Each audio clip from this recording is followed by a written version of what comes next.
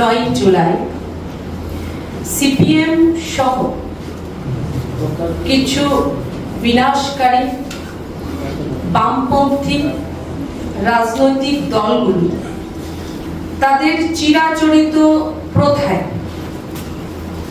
রাষ্ট্রের ডেভেলপমেন্টের গতিকে স্তব্ধ করে দেওয়ার জন্য, প্রতিহত করার জন্য, রাজ্যের উন্নয়নের যে ধারা সেই জায়গা থেকে মানুষের দিশাকে ঘুরিয়ে দেওয়ার জন্য তারা সারা ভারতব্যাপী তারা ধর্মঘটের আহ্বান করেছে। যদিও এটা আমাদের জন্য হাস্যকর বলতে পারি বা আশ্চর্যজনক একটি ঘটনা, বন্ধকে মেনে নেবে না এবং তার আমি আবারও বলছি যে বিরোধিতা আমরা করছি, কাল সবকিছু সুস্থভাবে স্বাভাবিক যেভাবে আমরা প্রতিদিনকার মতো আমরা কাটাই সেই সুস্থ স্বাভাবিক থাকবে বলে আমরা আশা প্রকাশ করছি।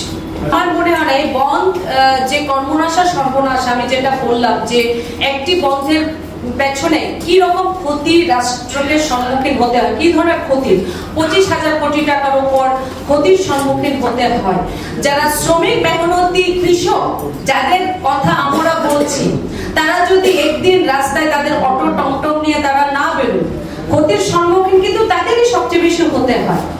আমার মনে হয় আমরা ভারতীয় জনতা পার্টির কার্যকর্তা যারা, আমরা না, সম্পূর্ণ রাজ্যবাসী কিন্তু এই টোটাল বন্ধের বিরোধিতা করবে এবং খুব এটা স্বাভাবিকভাবে করবে।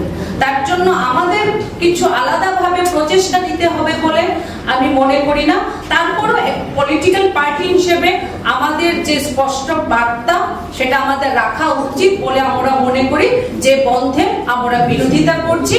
আজ নয়, আমরা অতীতও করেছি এবং সবসময় বন্ধ ধর্মঘটে আমরা বিরোধী।